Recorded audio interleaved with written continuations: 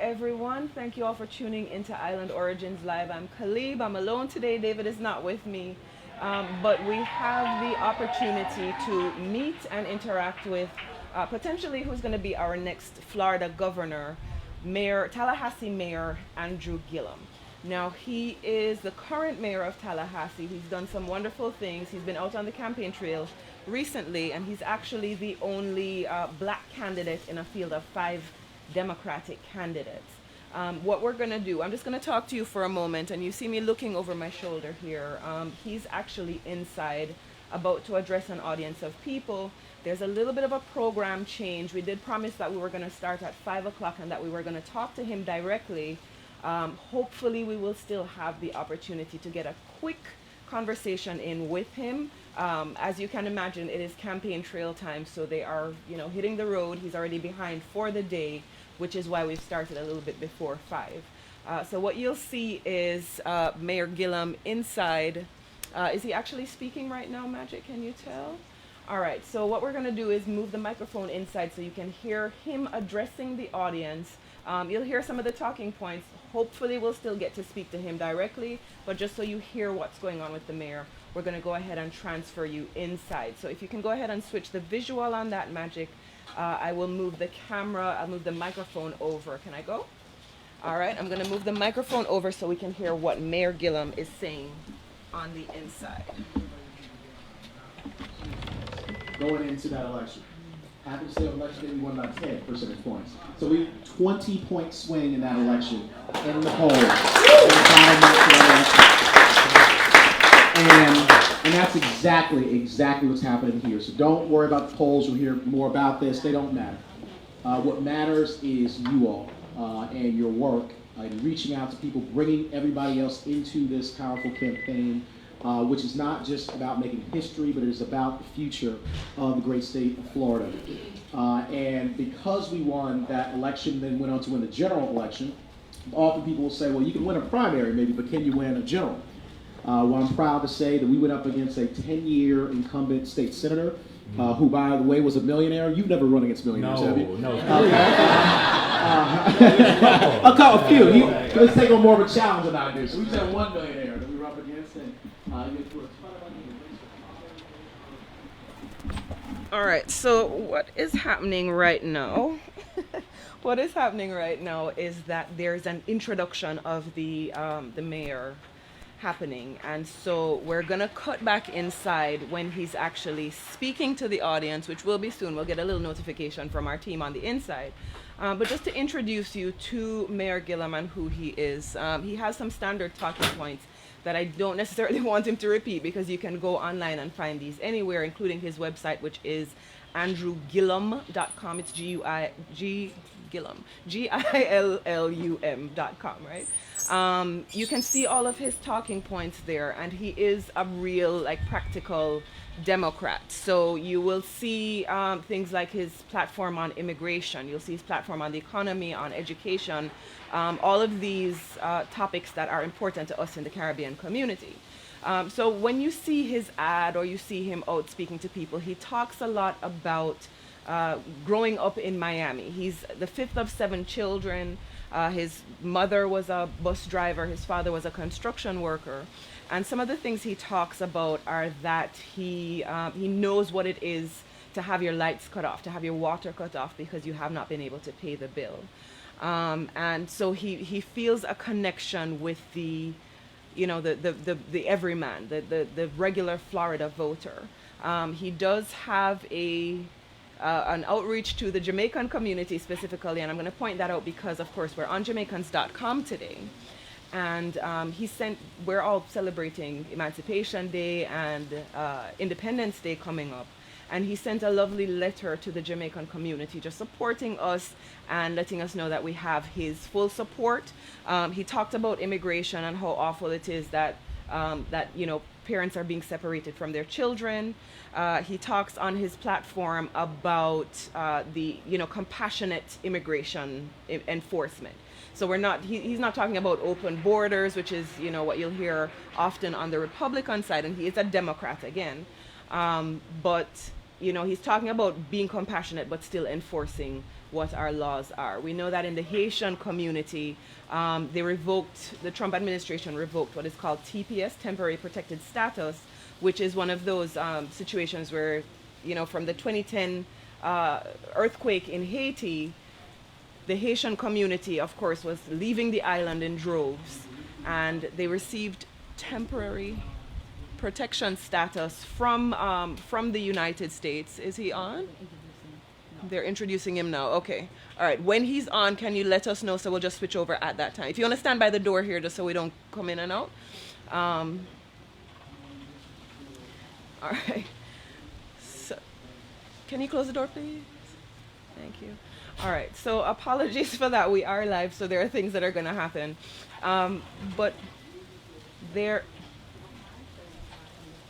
One of my cards. We are actually live right now, so I'm not sure how to do that. If you want to look in my handbag over there, that's fine. Thank you. All right, so that's Judy, our producer. And when you're live, all kinds of things happen. So we are going to do something where we... can you just take it out for me, please? Yeah, that one. So I'm sorry, I'm a little distracted. So the mayor is about to take the stage on the inside.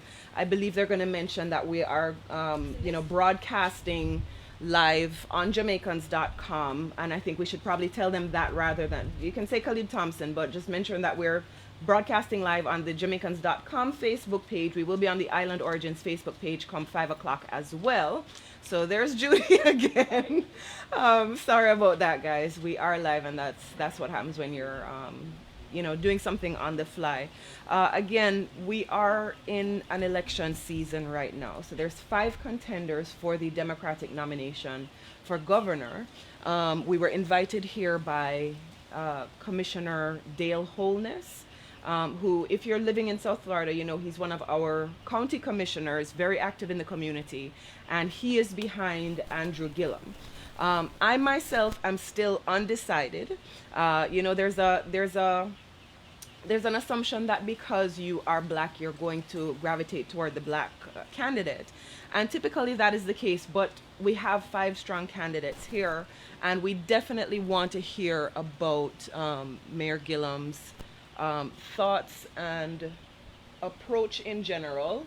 Is that him on stage right now? Magic, can you check for us if that is okay? He's not up yet. All right, so we just want to make sure that we don't miss him and his address to the audience on stage. There are a few different people who are endorsing him, and so they're doing a number of different introductions and different endorsements.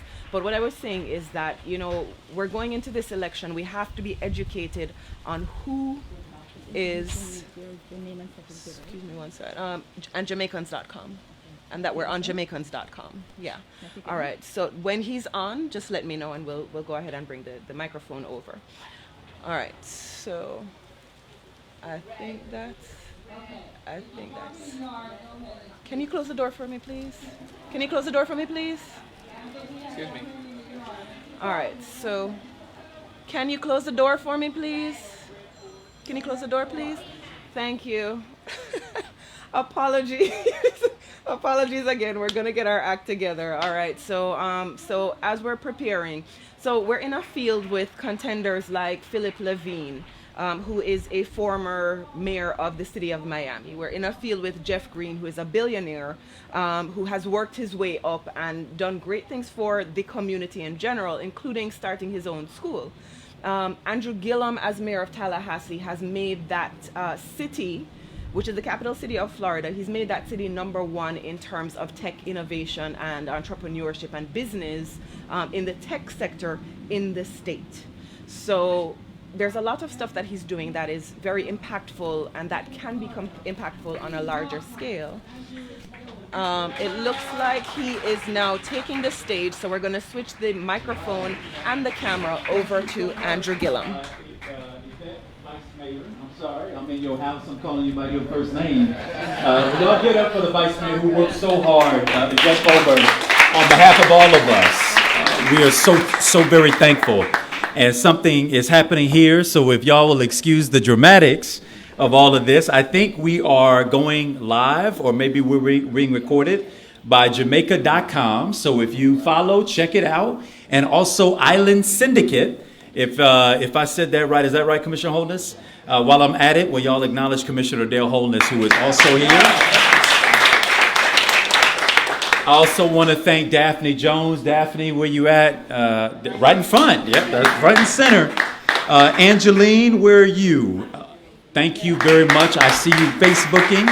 And I'm not sure if he's here because I haven't spotted him yet, but Wilbur Bell, he's out of Perrine. This is a little bit of a drive for him. But if he does make it up, Mr. Bell, I want to thank you as well. And obviously, most importantly, all of y'all for taking time. I'm so thankful to my good friend, the Lieutenant Governor of Virginia, the second ever African-American elected statewide in the state of Virginia. And although it's far north from here, it is still below the Mason-Dixon line, right? And so that's not a light accomplishment. That is a big deal. Here in the state of Florida, the governor gets to select who their lieutenant governor is going to be. In the state of Virginia, he had to run on his own merit, on his own ticket line, and at some points didn't get the help from places that it should have otherwise come. And instead, he came from a 9-point deficit before Election Day to have a 19-point surplus when you take the 9 and the 10 that he won by. He closed that gap. And so for all of y'all who keep texting me about polls, for everybody who keeps reaching out to me telling me they saw another Philip Levine commercial, I got news for you. You're going to see a lot more, right? It's okay. I am the only non-millionaire running for governor, right? But I'm not afraid of that, right? Because we got all of y'all, right? That's why we're not afraid. Everybody wants to talk to me about commercials. I get it, and we're working hard to raise the resources to be competitive there. But let me just remind you about a woman who had a very, very difficult job as the conductor of the Underground Railroad. Y'all remember the stories of the Underground Railroad. Harriet Tubman would have to, there was no Facebook, there was no Twitter, wasn't no canvassers going door to door. Even when she could not use her language, they used the shuffling of a nose or twinkling of an eye or a simple hand gesture to indicate to people that it was time for their own personal liberation. So I don't want to hear anybody's excuses or complaints around why it is we cannot organize, right? If we knew what it took then to be free, certainly today with all of the tools and the assets that we have at our fingertips, there is no reason that we can't do what needs to be done in order to get the word out about this race, about our candidacy, and bring home a win on the 28th of August. Is that right? We got a couple more weeks. We got a couple more weeks to do what it is that we have to do. And y'all, if you haven't been sick and irritated enough by what has happened, you don't have to look at Washington, D.C. You can look right here in the state of Florida. We got a governor who failed to expand Medicaid. 700,000 of the most medically needy people in our state. We got folks, in fact, in this state, 44% of people working hard and still can't pull down a wage where they can take care of themselves and their families. We got a criminal justice system badly in need of reform. How many of y'all know about Stand Your Ground? Yeah. How many of y'all saw what happened just over a week ago in Clearwater, Florida? And just so that you get the full context of what happened in that situation, you had a case where a man went into the gas station, came back out with one of his children to see his wife in the car being berated by a strange man with his kids on the back seat. And so he approached him and he shoved him. And I don't condone putting hands on anybody, right? Don't condone that. But Marquise McLaughlin didn't take a single action on that day that should have resulted in the loss of his life. Not a single action. But in the state of Florida, we got a law called Stand Your Ground, where you can have someone who is the agitator, the one who precipitated violence, the one who precipitated conflict, be able to say after they precipitated conflict that they're afraid and be able to reach into their pocket and snuff out somebody else's life. Something is not right about that. And y'all, I have to tell you, we got to repeal stand your ground here in the state of Florida. We got to repeal it. We got to repeal it. And by the way, don't mistake me. It doesn't mean that I don't understand what self-defense is. We know what self-defense is. There's common law, self-defense, case law already on the books. There's also something called castle doctrine, where if someone comes into your home and you feel under threat, you have the ability and the right to protect yourself and your family. What Stand Your Ground did in 2005 when it came into creation is it extended castle doctrine into the streets, which meant it enabled vigilantes to go around to facilitate violence and conflict on their own, knowing that if they snuff out the life of somebody else, that they could claim defense of stand your ground. That's not right. And we've got to do something about that here in the state of Florida. But you know what? Criminal justice reform doesn't begin and end there. We also got to make sure, y'all, that on November 6th, we go out and vote like our lives depend on it to ensure that we approve Amendment 4, which will automatically restore rights to former felons. Automatically restore rights to 1 million former felons. Right? 4 and no more. From my dear brother who is partly responsible for that being on the ballot. 4, we got to pass it, y'all. But we can't stop there. For those folks who are returning to our communities, we got to do things like I did as the mayor of the city of Tallahassee. We banned the box. We don't ask about criminal background history when you apply for a job in our community unless answering yes is a disqualifier for the position. If it is not, we're going to measure you on your merit. Can you do the job? Will you make a good employee? Will you contribute to this organization? If the answer is yes, welcome aboard. And those are some of the hardest working people we have within our government because they know what it means to be without. But y'all, that's all on the back end. Our attention and detail needs to be put on the front end so that we don't have a situation where folks are making the choice to commit crimes and violence because we're going to do what we should be doing today, which is we're going to invest in our public education system. I know it all too well. But for good teachers who encouraged me and inspired me, who told me I could when I thought I had reached my limits, who pushed me to help me become the first of my siblings to graduate from high school and the first of my siblings to graduate from college. And to have my little brother and my little sister come after me and do the same thing, you can't tell us we don't know what it means to see intergenerational poverty interrupted at the hands of a good public education. And we got to make that opportunity available for every single kid, regardless of where they come from, what mama or daddy do for a job, what side of the tracks they grew up on. All of us have to guarantee our kids an equal opportunity to learn. Is that right? Is that right? Well, it won't happen by accident, y'all. We got to get to work. We got to get to work. I believe in education not for education's sake. I believe in education because I know what it can do to change somebody's life trajectory. The other thing we got to make sure we do, y'all, is for those kids who are not on their way to college, we've got to reinfuse training back into our high school systems. Woodwork, shop, mechanical, electrical, technical, all of those programs that give people a skill that they can monetize that skill, go to work, get a job, and earn a good wage. We got to make that happen and make that real in the state of Florida. We also have to pay teachers what they are worth. Teachers are paid in the state of Florida the 45th lowest starting salary of all 50 states. We're the 3rd largest state in America. I'm a teacher, I know that. So you know it, right? I ain't going to ask you how much you make because I don't know how long you've been teaching, but I can tell you this much without even knowing that your salary, even if you are a seasoned teacher, is below the national average of other teachers who have been teaching at the same level and the same time as you have. We know that for a fact because we know where our teacher pay and salary exists here in the state of Florida.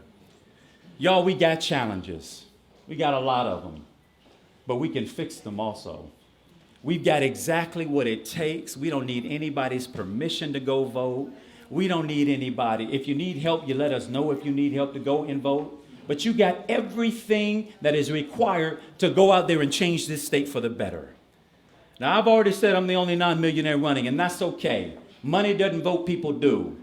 If we do our job, if we show up and do our job, we win these races. If we vote, we win. If we vote, we win, y'all. This is not rocket science. This is simple arithmetic. In a 5-way race, the one who wins is the one who gets one more vote than the next closest person, right? And so what we've got to do between now and then is we got to put our full force, our full weight on it. Some people say put some respect on it. Put some respect on your vote. Put some respect on your vote. Let folks know that they can't take you for granted. Let them know that we can do more than tweet and Facebook about it and Snapchat about it. That we can actually vote. And through our vote, we can determine the outcome of these elections. Look, I'm fully committed. We are crisscrossing this state at a rate that I can't keep up with. I was in Puerto Rico last week, and it feels like last year, right? We started the day early this morning. We will end way after midnight when we make our way back to Orlando. And then we'll end up in Tampa. And then we'll go down to Clearwater to provide as much clarity and support to the McLaughlin family as we possibly can as we rally to make sense out of no sense. We're fully committed. But I can't do this by myself. I can't finish this race alone. It's going to require every single one of us in this room, those under the sound of my voice, and those who have not met me yet. It's going to take all of us to put our weight on it. What does that mean? It means, one, we need you to give, right? If we can't self-fund this campaign, we need people who are willing to sow a seed into this race. Join my mama. She get $20 a month, right? Sometimes I notice it slips to about 15 or 5, and I got to ask her what's up, right? You committed to 20, Ma. You need a 20. Whatever the size of it is, right? It matters. It gets us that much further in this race. You want to talk to me about not being on TV? Well, sow a seed. You want to talk about more mailers? Then sow a seed. You want to talk about more canvassers? Then get out and volunteer and canvass. We need people on the phones. It's already started. Tens of thousands of ballots are sitting on people's coffee tables. We got to get on the phone. We need you to volunteer, talk to other voters, organize with us, put all you have into it. I'm leaving it all on the field. I refuse to wake up on August 29th and say, oh, if I just coulda. But I need everybody to have that same sense of urgency, that you don't want to regret the day after, that we could have done just that one more thing to put us over. I could have given that one more dollar to put us over. That's not the kind of regret we want to have. On the 29th, we want to be organizing all across this state to win on November 6th. That's what we want after we win this election. So finally, y'all, I want you to know that the 28th matters. The 28th matters. It is election day, but let me tell you what the 28th is over the arc of history. The 28th of August, 1963, Dr. King delivered his famous I Have a Dream speech in Washington, one of the most quoted speeches over the history and of the arc of this country. On August 28, 2008, Barack Obama stood in the center of Invesco Field and accepted the Democratic nomination for President of the United States on August 28th. Well, Florida on August 28th.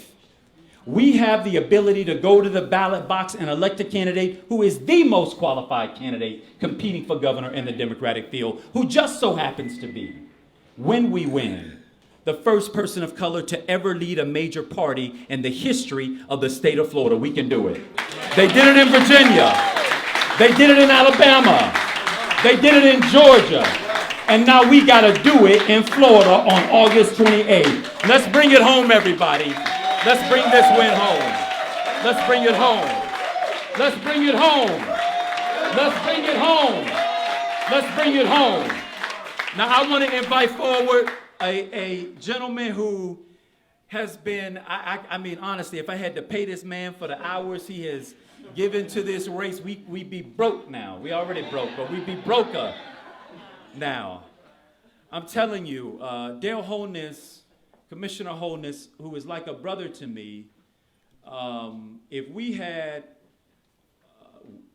just half our endorsers to do what this man does in the course of a week, we would have littered this state with our name in the office that we're running for. We'd be far out ahead of ourselves. I still believe we're on the path to victory.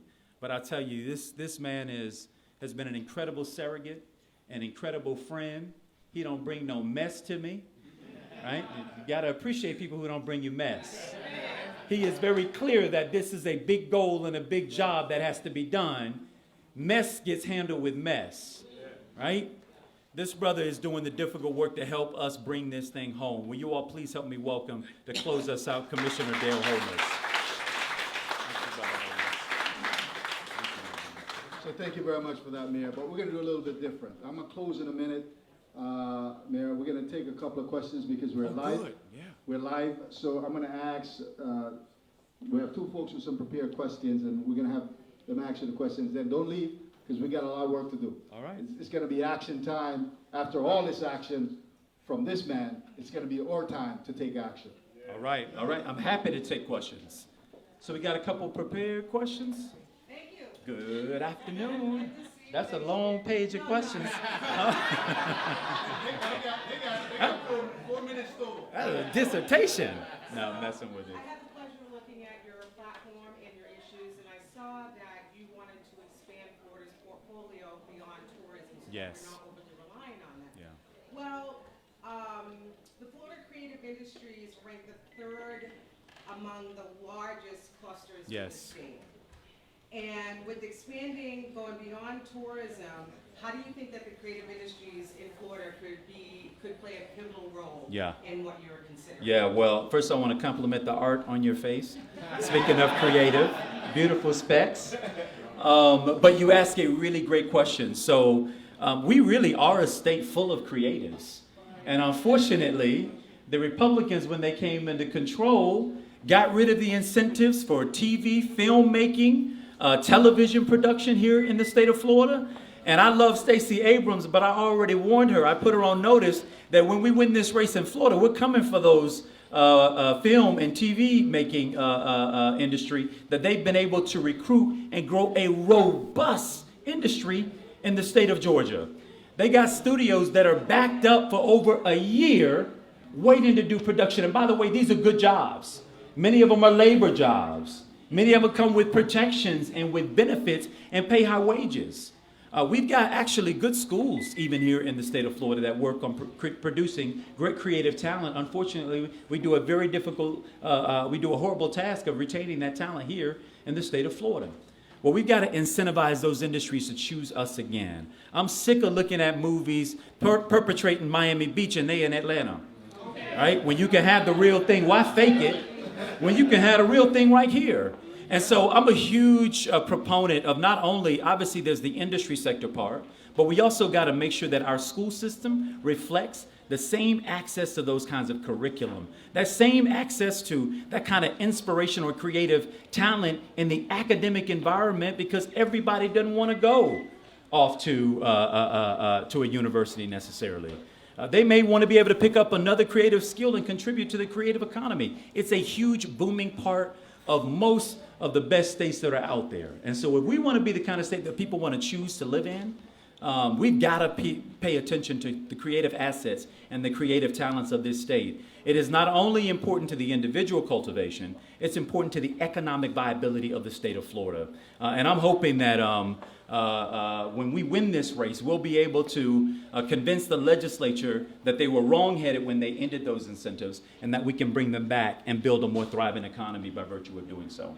Excellent. Absolutely, of course. And as a follow-up to that, because that focuses on the for-profit sector Yeah. of the creative industries, when we talk about the nonprofit sector, and because when elected, you'll be responsible for appointing the Secretary of State. That's right. And when we look at Florida's rankings in 2014 and 2015, it was ranked number 10 nationally in its appropriation investments in arts and culture. And now we're at 48. That's right. We went from 10 in the United That's right. States to 48. We went from 43 million to 2.65 million. And a lot of that money goes to our small to medium-sized arts and cultural organizations, many of them culturally specific organizations, whereas nationally, less than 4% of all philanthropic giving goes to culturally specific organizations. So this is a lifeline because the state provides general operating grants right. and project grants. That's So I'm right. hoping that Well, we can address yes, that. and I'm a huge advocate. In fact, and I'm so glad you used the terminology culture, because for a lot of places in this state, we refer to arts and culture, and we also leave out heritage. And so in my city, we have actually included in our arts funding, arts, culture, and heritage, which means we also put money toward preserving those historical assets that exist in the state that oftentimes go under-resourced and almost exclusively depend on philanthropic support as a way of making a difference. Well, know that we prioritize that as the mayor of the city of Tallahassee. Our city commission funds arts and cultural and heritage projects, and you will see an emphasis on that here in the state of Florida. We can't lose that piece of our history. We don't want to be anywhere, America. We're the state of Florida. And we got some rich cultural arts and heritage assets that we need to fund. And obviously, we'll be looking for some good talent to appoint to Secretary of State. And so stay tuned. Thank you. All right? Stay tuned. Grace School is gonna be the next director for culture and arts in Broward County. Awesome. Awesome. Awesome. Awesome.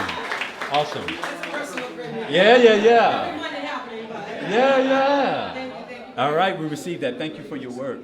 All right, good afternoon, Mayor Gillum. Thank you for having us.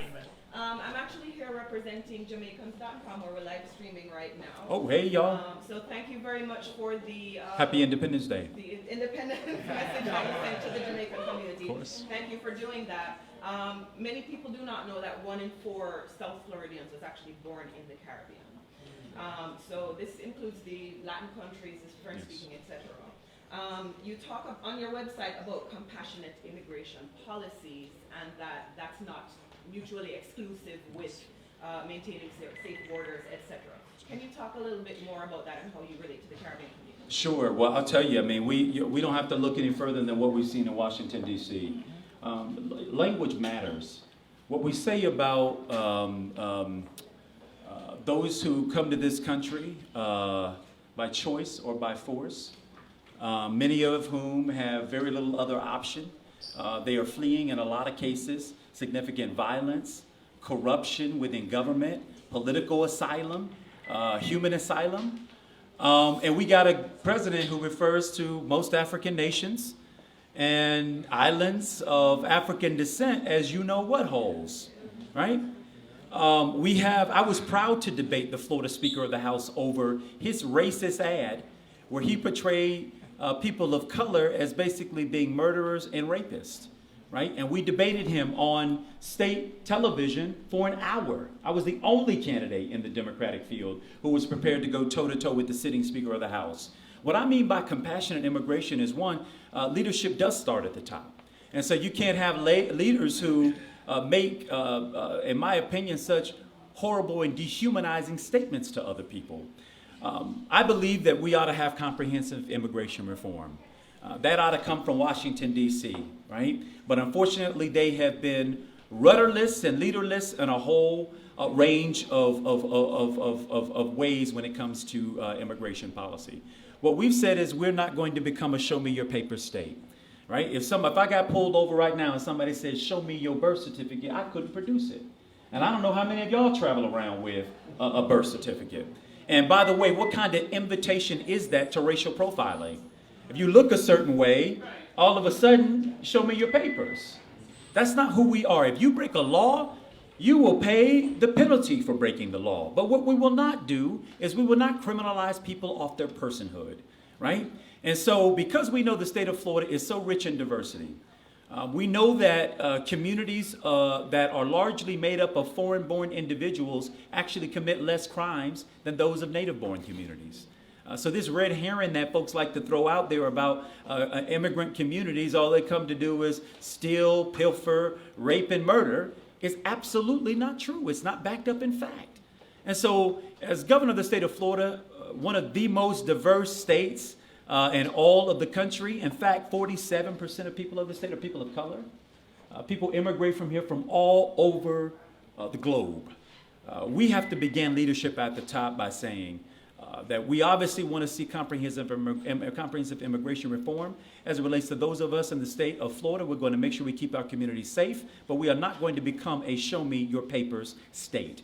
We're going to be a state that is welcoming, that is humane in its policies, and that will stand up, quite frankly, for the diverse communities that make this state such a rich, vibrant place to call home. You can't go anywhere any weekend without celebrating some community culture, the larger diaspora here in the state of Florida, largely here in South Florida. You'll have a governor in me who understands that, respects that, and will do everything that we can to make sure that those communities thrive as well.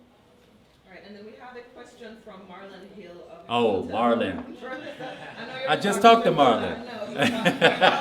You were everywhere, Marlon. Are you watching? But apparently we like this question. So Yeah. how will the cultural heritage of Floridians, including those of Caribbean descent, be reflected in your administration? Absolutely. Well, first of all, I believe that our appointments ought to reflect the diversity of this state at every level. Now, the government has a responsibility to fill out the governor, cabinet, secretaries, administrators over departments, but the governor also has the power for significant appointments, right? You look at the judiciary. This governor has not made appointments that represent the diversity of this state, right? I believe that our bench ought to reflect the diversity, the rich diversity of the communities that they have responsibility over. And I don't think that's an outlandish goal. I believe that our cabinet secretaries and appointments, again, ought to reflect the rich diversity of the state. And it's important not because of tokenism. It's important because different people have different lived experiences, and those lived experiences inform what they bring to the table. And so if we want a state that fully embraces our rich diversity, then that table has to be that diverse. That table has to reflect that diversity, not for tokenism, but because that perspective is important for the leadership and the decision that gets made, right? As I was always told, if you're not at the table, it means you're likely on the menu. Mm-hmm. So that table better reflect the rich diversity of this state if we intend for all of us to be able to eat, right? So that means something to me. It means something great and deep to me for the right reasons. Thank you so much. One last quick question. Oxtail or jerk chicken? Jerk chicken, jerk chicken, jerk chicken, jerk chicken, jerk chicken. And I gotta tell you, Laura, who's president of the National Council of Negro Women, has a question about the lotto. How does that play into education? And that's gonna be our final Well, question. the unfortunate thing about the lottery is we were sold a bill of bads. They told us when we were to expand the lottery in the state that those dollars would go toward funding education. Unfortunately, what happened is that it's supplanted.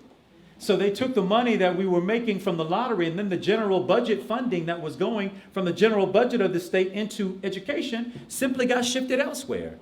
They started doing tax breaks and other giveaways with those resources. And so what we have proposed is, the first thing we got to do is we got to take whatever the budget is. Right now we sit around about an total $89 billion budget here in the state. And our education budget around $22 billion. We need to cap that number and then every year have an escalator so that we can guarantee that we are not simply supplanting dollars, but that we're actually growing the education budget in an appreciable way. I have also proposed a $1 billion in public education investment, and we have offered a way to pay for it. We're the only candidate that has offered a sustainable way to fund $1 billion investment in education, right? And so, yes, we need to move those lottery dollars, but yes, we also have to make it a priority to fund from the general budget of this state the education priorities. Look, you know what matters to people by what they fund. You know what matters based on what they put investments in. And so you'll have a governor who believes in funding public education, because I wouldn't be here today, not as the mayor of Florida's capital city, and certainly not as a candidate for governor of the state of Florida, were it not for the world-class public education that I had access to. Hey, let's hear it for the next governor of the state of Florida. Sir, I like exactly where he's at. Where is your money priority? All of you heard about the multimillionaires and billionaires. Now what I have to ask you is, where are your priorities to ensure that we get the best person to be our next governor of the state of Florida? You came to a fundraiser, and I thank you so much for all of you who gave already. But I got to tell you this, guys. We fell short. Our goal was $25,000. We're now at $11,500. The maximum you can give is $3,000. Do I have somebody with 3,000? I'll commit to 3,000. Anybody here? We're gonna let you yell it out. Anybody here that has $3,000? No? How about 2,000? Do you have a check with you? Cheryl? So you have a check? Yeah, I see a check there. How much is it for? $2,000? Okay, so 2,000, right? 13,500. Let's at least get to 15,000. Come on, guys. We can do that. Can we? Hello? All right, so anybody with $1,000? All right, we got 1,000. All right. You want me to take it? The camera? It's been struggling though.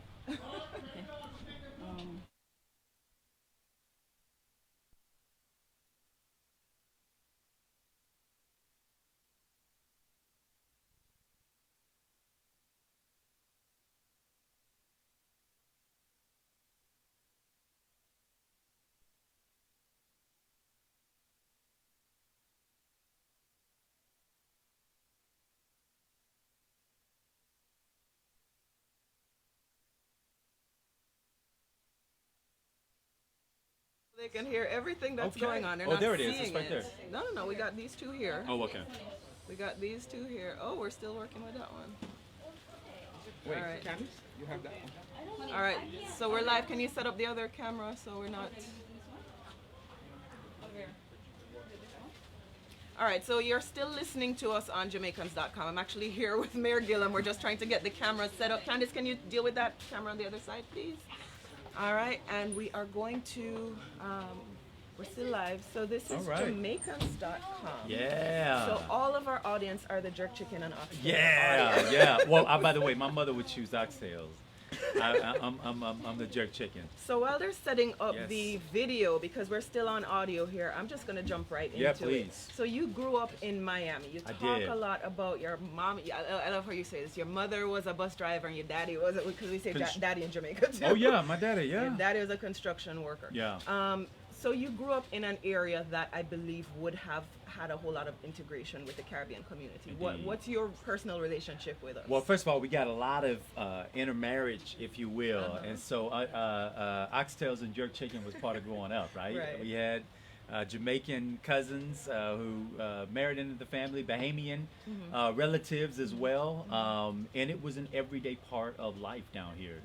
Growing up as a kid, it was not a foreign concept, and when we moved from down here to Gainesville, things started to look a little different as we Right. moved further upstate, and it wasn't as diverse. But I have to tell you, some of the best assets I think this state has to offer is its rich diversity. Right. And we got to value that, not just in words, but it has to be reflected in our own public policy. It has to be reflected in who gets to serve in government. It's one of the reasons why, to your question earlier, and I think your listeners were able to see it, and I think to hear my commitment, it's important not for diversity's sake, but because of the value that those diverse voices bring to the process. The absence of it meaning